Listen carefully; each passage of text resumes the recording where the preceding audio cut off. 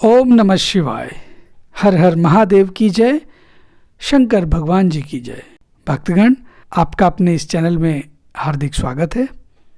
आज महाशिवरात्रि विशेषांक 2023 में आपके लिए हम एक बेहद महत्वपूर्ण जानकारी लेकर हाजिर हैं, वो भी एक पौराणिक कथा के साथ कि जब रावण से एक गलती हुई थी तो कैसे श्री वैद्यनाथ ज्योतिर्लिंग की स्थापना हो गई थी। इस रोचक जानकारी के साथ साथ इसकी हम पौराणिक कथा भी आपको आज के एपिसोड में सुनाने जा रहे हैं। वैदिक पंचांग के अनुसार इस वर्ष महाशिवरात्रि पर्व 18 फरवरी 2023 शनिवार के दिन धूमधाम से मनाया जाना है।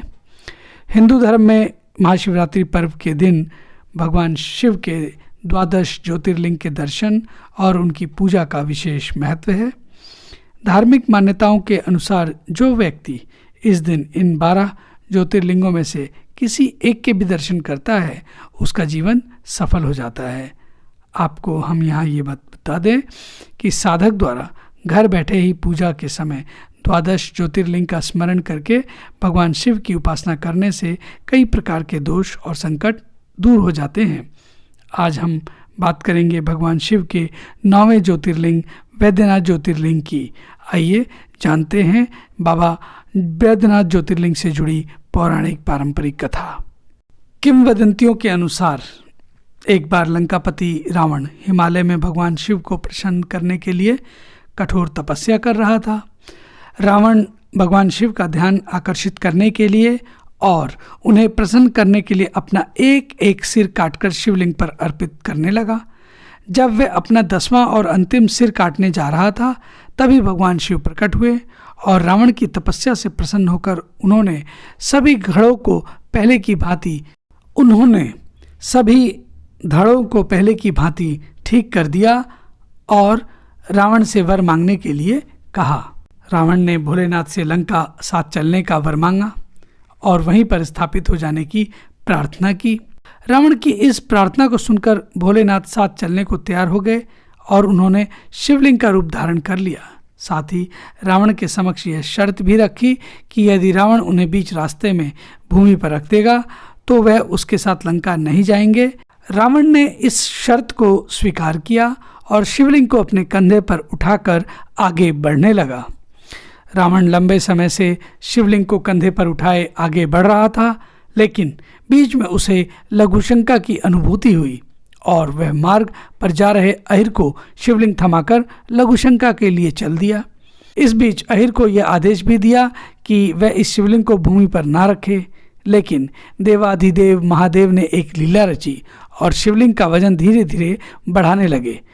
जब उस अहिर को यह वजन सहन नहीं हुआ, जब वो इस वजन को उठाने में असमर्थ होता दिखा, तब उसने विवश होकर शिवलिंग को जमीन पर रख दिया और रावण द्वारा मारे जाने के भय से वहां से भाग गया।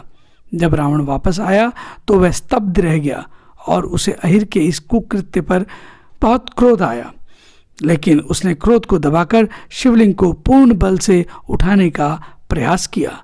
लेकिन महादेव उस स्थान से टस से मस नहीं हुए और अंत में रावण निराश होकर वहां से चला गया। जाने से पहले उसने शिवलिंग पर अंगूठा गाड़ दिया। तब से यहाँ वैद्यनाथ महादेव वास करने लगे और इसी रूप में उन्हें पूजा जाने लगा। बाबा वैद्यनाथ ज्योतिर्लिंग से जुड़ी कुछ अन्य महत्वपूर्ण जानकारी भी हम आपको साथ साथ दे दें। भगवान श्री वैद्यनाथ ज्योतिर्लिंग का यह मंदिर झारखंड के दुमका क्षेत्र में स्थापित है, जिसे बाबा धाम के नाम से भी जाना जाता है। महाशिवरात्रि के दिन और सावन मास में लाखों की संख्या में कांवड़िए और शिव भक्त बाबा धाम में गंगा जल चढ़ाने के लिए दूर दूर से आते हैं।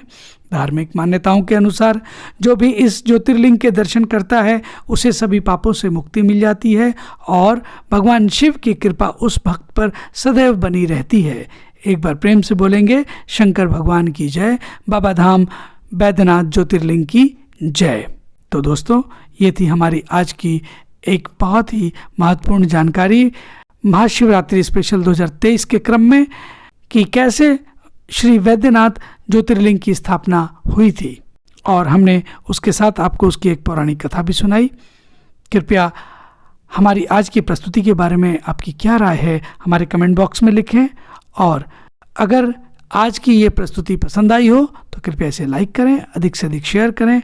और हाँ, और नए भक्तगण, नए दर्शकगण जिन्होंने इस चैनल को अभी तक सब्सक्राइब नहीं किया है, कृपया एक बार सब्सक्राइब ज़रूर करें। साथ ही साथ बेल आइकन को भी दबाना ना भूलें ताकि आप तक सभी नोटिफिकेशंस सीधी पहुंच सकें। आज की कथा श्रवण के लिए आप सबका बहुत बहुत धन्यवाद।